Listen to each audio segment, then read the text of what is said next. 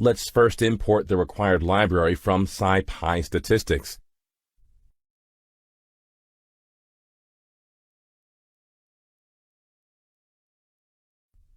Next, let's use a normal distribution to create 20 random variables.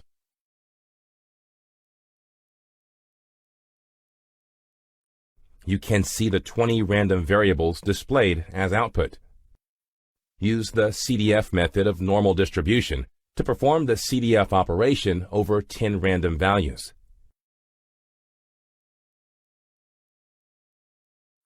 The output is displayed. Use the PDF method of normal distribution to perform the PDF operation over 14 random values.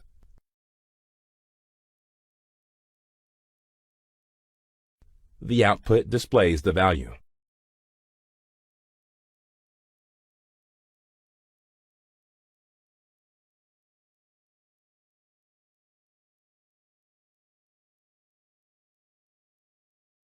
Let's now quickly recap what we've learned in the lesson.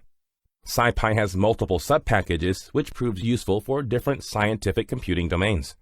Integration can be used to solve mathematical sequences and series or function approximation.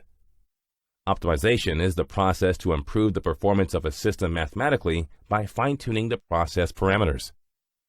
The SciPy linear algebraic functions are inverse of matrix, finding determinant, solve linear systems, and single-value decomposition, or SVD. Statistical functions provide many useful sub-packages that enable you to build hypotheses, determine probability, and predict the outcome. The I/O package offers a set of functions to deal with several types of file formats.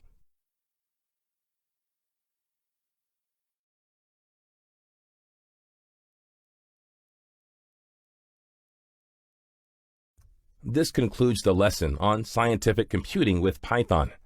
The next lesson is on data manipulation with pandas.